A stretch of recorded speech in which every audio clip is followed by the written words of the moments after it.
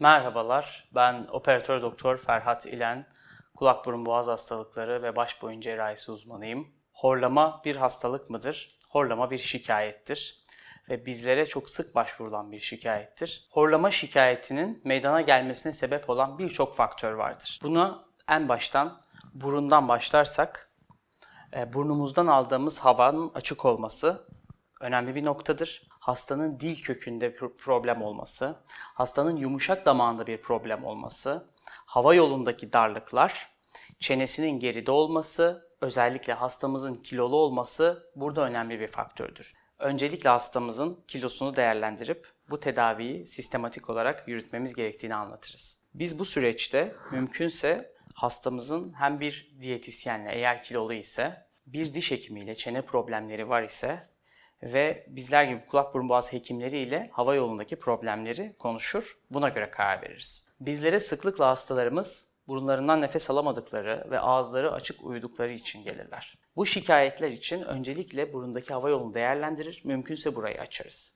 Horlama çok sık karşılaşılan bir problem olduğu için bu konuda farklı preparatlar, farklı cihazlar üretilmekte. Fakat birçoğunun tedavide yerinin olmadığını gözlemlemekteyiz. Biz kulak burun boğaz hekimleri horlama tedavisinde neredeyiz?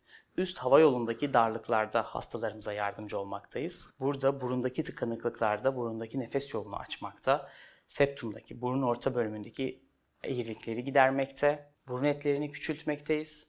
Horlamanın tek bir sebebinin olmadığını hatırlatmak isterim. Uyku esnasında iyi oksijenlenmeyen vücut gün içerisinde yorgun hissedecektir ve ilerleyen yaşlarda birçok sağlık sorununu beraberinde getirecektir.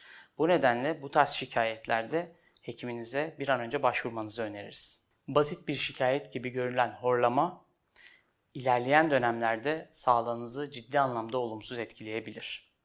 Hepinize sağlıklı ve mutlu günler dilerim.